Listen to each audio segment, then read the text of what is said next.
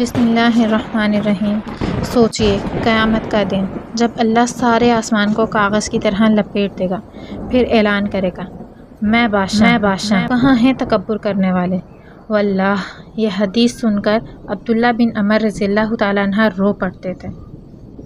آج ہم اس حدیث کو سمجھیں گے۔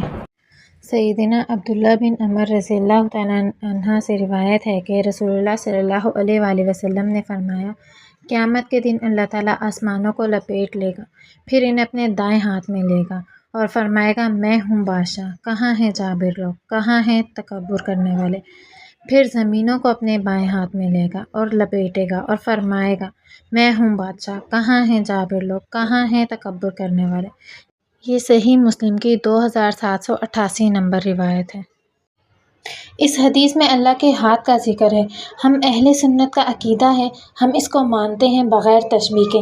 مطلب اللہ کا ہاتھ مخلوق جیسا نہیں، پھر کیسا ہے یہ اللہ بہتر جانتا ہے، ہم تو صرف دل سے ایمان لاتے ہیں۔ یتوی لپیٹنا، جیسے ہم کاغذ کو لپیٹتے ہیں، اللہ کے لیے آسمان لپیٹنا ایسے ہی آسان ہے۔ سورہ زمر میں بھی آیا ہے آسمان اس کے دائیں ہاتھ میں لپٹے ہوئے ہوں گے۔ یہ سورہ زمر کی آیت نمبر 67 ہے۔ انا الملک، میں بادشاہ ہوں۔ اس دن دنیا کے بادشاہ، پی ایم، پریزیڈنٹ سب کی بادشاہی ختم، صرف اللہ کی بادشاہی ہوگی۔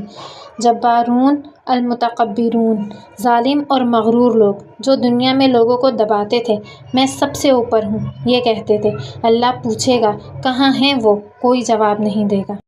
اسی طرح کی مزید ویڈیوز کے لیے الہدیٰ آن لائن اکیڈمی کو سبسکرائب کریں۔